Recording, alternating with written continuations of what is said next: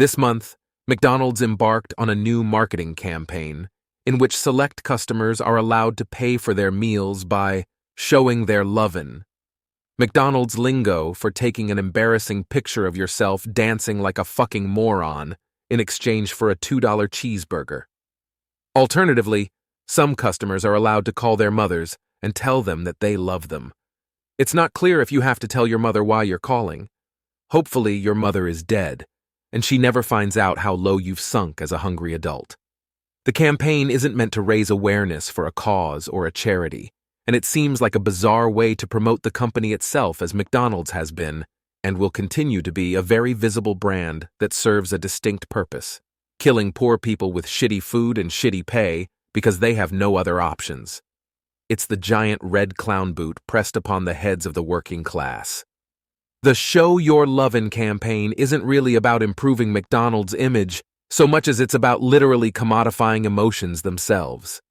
They're setting the exchange rate for both love and humiliation, telling you exactly how much your love and your dignity are worth.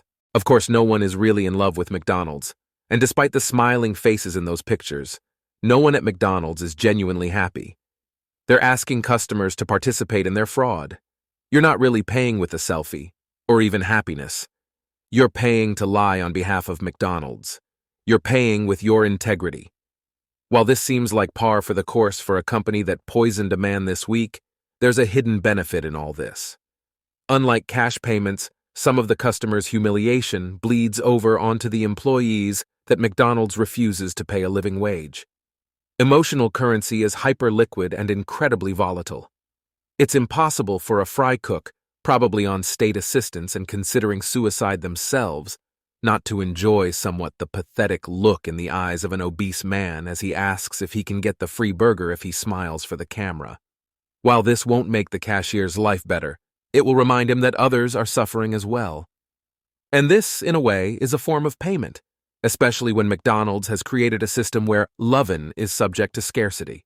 The flip side is, of course, that it takes two to tango, and undoubtedly some unwilling employees will be forced to hug sweaty dealhounds who hit rock bottom years ago.